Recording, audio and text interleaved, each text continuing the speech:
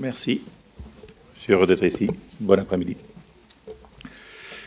Je voudrais passer quelques minutes. Je vois juste si ça marche. J'ai quelques slides. Non. Pardon, j'ai amené une présentation. Je ne sais pas si elle a été... Sinon, on fera 100, mais c'est quand même plus agréable. Ah, pardon, merci. C'est très gentil. Quelques réflexions sur quelques questions qu'on se pose sur le futur de la télévision, ce qui change pas. D'abord, ce qui change pas, ensuite ce qui change. Et puis, je voudrais parler un peu de la chaîne de valeur. Je parlais de la production de contenu, de la création d'audience, de la monétisation. Et je voudrais le faire en identifiant les zones, les possibilités ou le potentiel de partenariat entre des entreprises comme la mienne et les opérateurs du secteur. Et en profiter aussi pour essayer de clarifier, quand je le peux, quand j'en suis capable, quel est le positionnement que Google a sur chacun de ces sujets.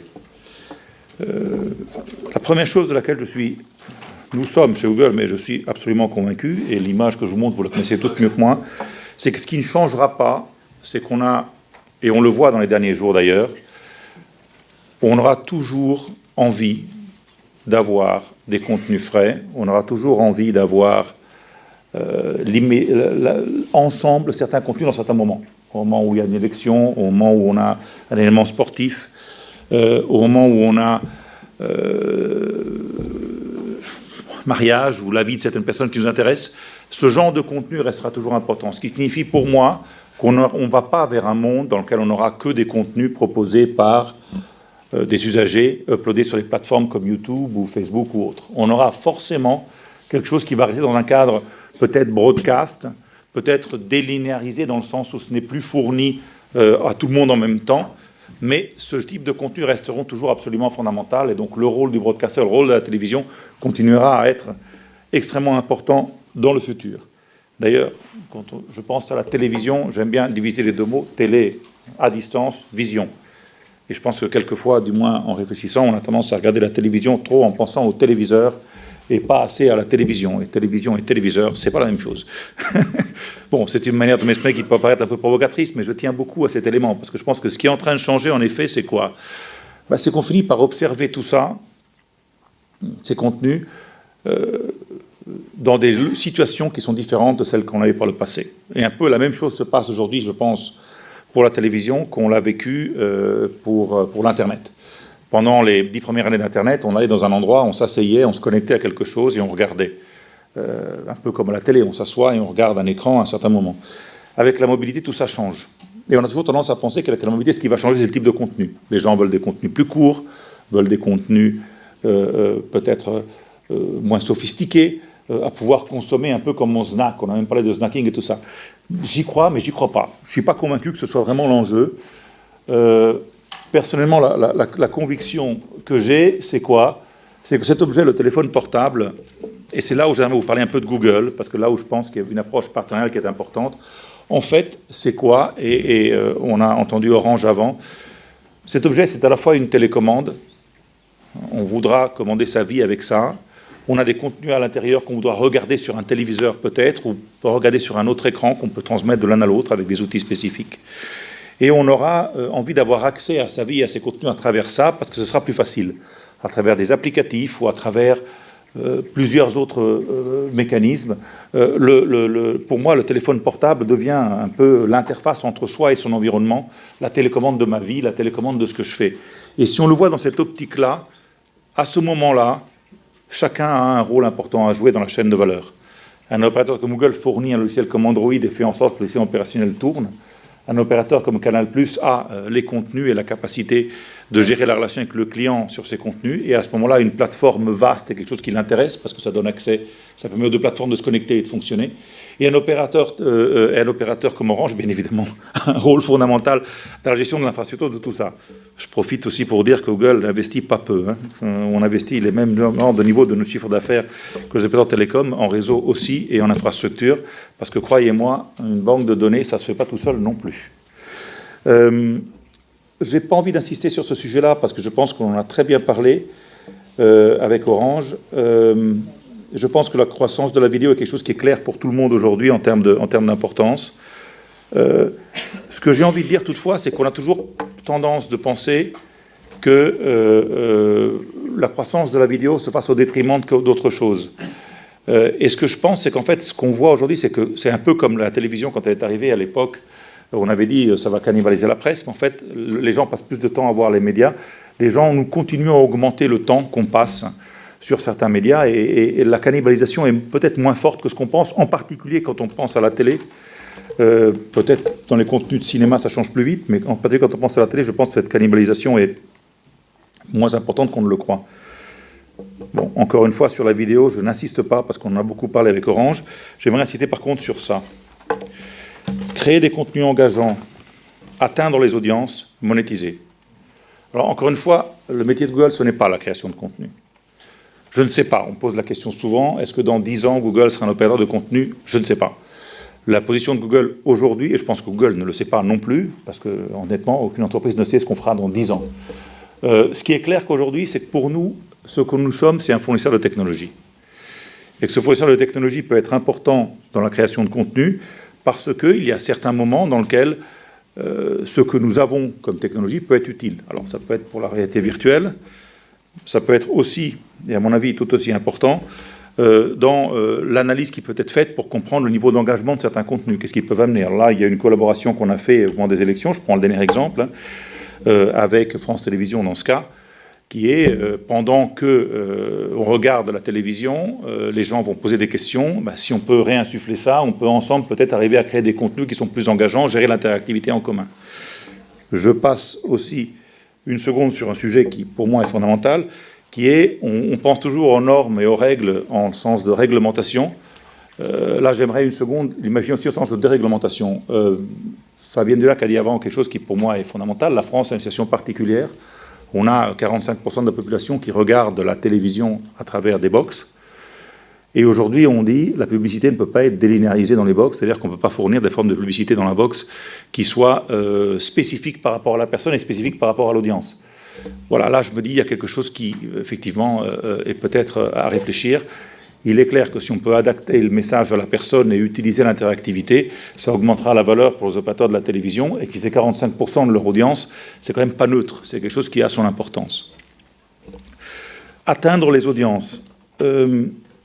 Là, je dirais, le rôle de Google est encore plus vaste. Il est clair que le moteur de recherche est un moyen pour le faire, et qu'on a plusieurs formes de collaboration en ce sens.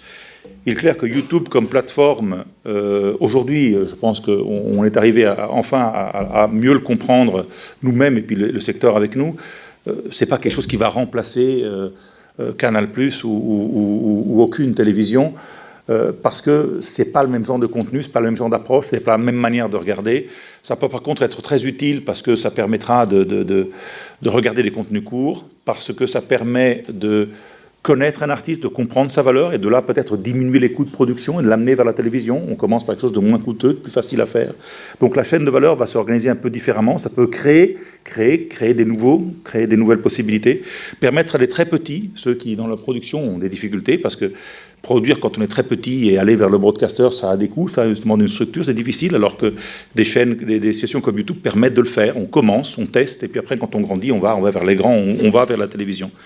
Je pense qu'à terme, YouTube et la télévision trouveront un mode de vie commune qui sera beaucoup moins compétitif qu'il n'a été dans les années passées et beaucoup plus collaboratif. J'insiste là sur un troisième point qui est important pour moi, j'ai presque terminé, qui est Android. Android, à part le fait que je sais que je parle devant des opérateurs du secteur du contenu et que pour vous, c'est peut-être pas le sujet important, mais j'aimerais quand même une seconde m'arrêter sur ça. Ces plateformes sont des plateformes qui ont généré, la plateforme Android et celle iOS ont généré dans les 4-5 dernières années plus de 3 millions d'emplois en Europe. Il y a aujourd'hui une quantité d'applicatifs, des millions d'applicatifs qui sont développés un peu partout, et ça permet au téléphone de devenir une plateforme pour les petites et moyennes entreprises, pour devenir compétitif, pour se présenter. On peut aujourd'hui présenter un service quand on est petit avec une plateforme comme Android. Pourquoi? Parce qu'on a immédiatement accès à des millions de personnes. Alors que s'il fallait chaque fois développer pour des environnements spécifiques, le coût de développement de l'entreprise serait gigantesque. Ça, c'est le genre d'apport qu'amènent des boîtes comme Google. C'est là où il faut, imaginer, je pense, essayer de mieux collaborer comment est-ce qu'on peut faire en sorte que cette infrastructure soit plus ouverte encore, qu'elle soit plus collaborative, qu'elle permette à chaque opérateur de comprendre comment s'y accrocher, et qu'on puisse avoir un langage commun entre machines, que ce soit un téléviseur, que ce soit une autre forme d'écran, parce qu'on a de plus en plus d'écrans dans les maisons, qui deviennent quelque chose de plus utilisable et de plus collaboratif pour tout le monde. C'est ça, pour moi, la tendance fondamentale. L'Internet a été puissant parce que ça a été un langage commun entre PC. Android rend l'Internet encore plus puissant, et iOS pareil, ils sont en concurrence tous les jours, parce que ça permettra d'amener ce même langage vers le téléviseur, vers le téléphone, vers d'autres applicatifs, vers d'autres écrans dans les maisons. Et si on réfléchit comme ça, et on pense à la télévision comme télé et vision, et à ces écrans comme un moyen de s'exprimer, et au téléphone comme une télécommande, je pense qu'on a plein d'idées sur comment on peut évoluer, qui seront beaucoup plus collaboratives qu'on l'a été par le passé. Monétisation. Alors, je vais terminer sur ça, et le dire peut-être en premier. Je suis absolument convaincu que nous sommes au début d'une manière différente de monétiser les contenus. La différence entre payant et publicitaire va se clarifier de plus en plus, parce qu'aujourd'hui, la possibilité d'accéder aux payants, on l'a beaucoup plus par unité que ça a été par le passé. On a vu de très fortes évolutions aussi vers les canaux payants, donc ça va être extrêmement important. Parce que, et surtout en France, et si ces législations sont revues de manière intelligente, des opérateurs de la télévision ont aujourd'hui les mêmes possibilités qu'un opérateur comme Facebook ou Google d'avoir accès aux données et accès aux programmatiques. Après, si on en empêche parce qu'on ne veut pas qu'il y ait une délégitimation du signal, c'est un autre sujet. Et c'est là où, à mon avis, il faut qu'on arrive à quelque chose d'équilibré. C'est de dire, voilà, dans un pays comme la France qui n'a pas la taille des États-Unis, et on peut en discuter autant qu'on veut, on n'aura jamais la taille des États-Unis. Je comprends qu'il y a l'Afrique, je comprends qu'il y a une francophonie, mais on n'aura pas la taille des États-Unis ou de l'Angleterre. Si on se bat uniquement comme seule modalité de faire, pour la publicité, de faire de l'audience calculée par nombre de personnes, et on n'utilise pas ni la donnée ni le contexte de manière avancée, et donc pas l'interactivité non plus, on aura des difficultés à monter les valeurs unitaires. Que ça nous plaise ou que ça ne nous plaise pas. Ça vaut pour tous les opérateurs qui ont besoin de se financer par de la publicité. Donc en ce sens-là, je pense que les plateformes programmatiques sont un outil fondamental de connaissance de son audience de manière plus précise, et sont un outil fondamental pour pouvoir travailler en temps réel, vendre des petites quantités, mais le faire d'une manière importante et significative pour le futur. Sur ce sujet-là, nous sommes un des opérateurs, nous ne sommes pas le seul opérateur, nous ne sommes pas l'opérateur le plus important aujourd'hui, mais nous sommes des opérateurs.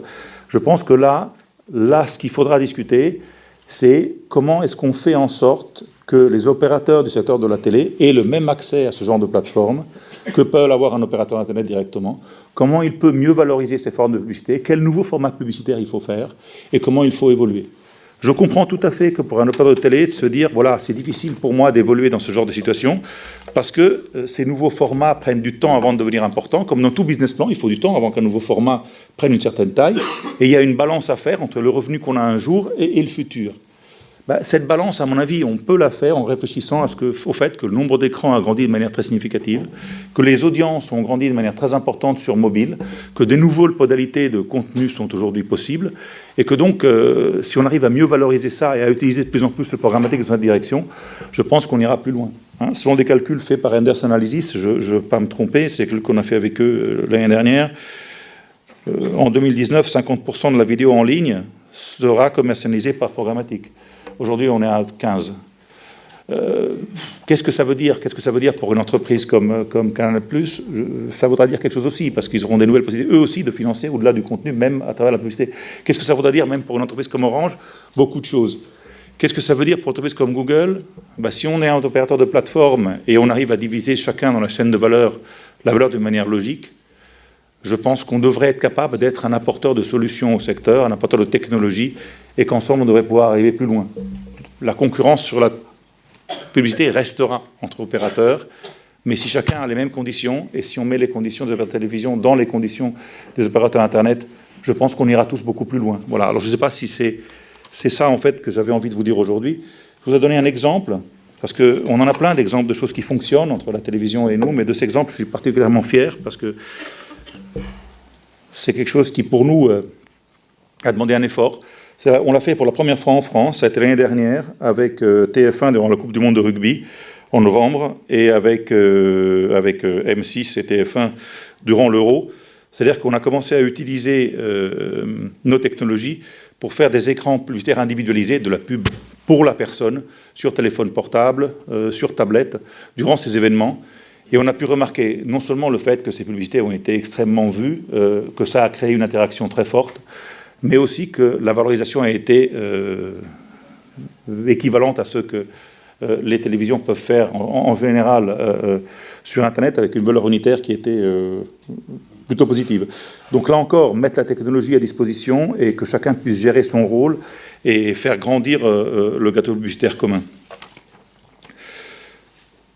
En résumé, 2 convictions pour moi.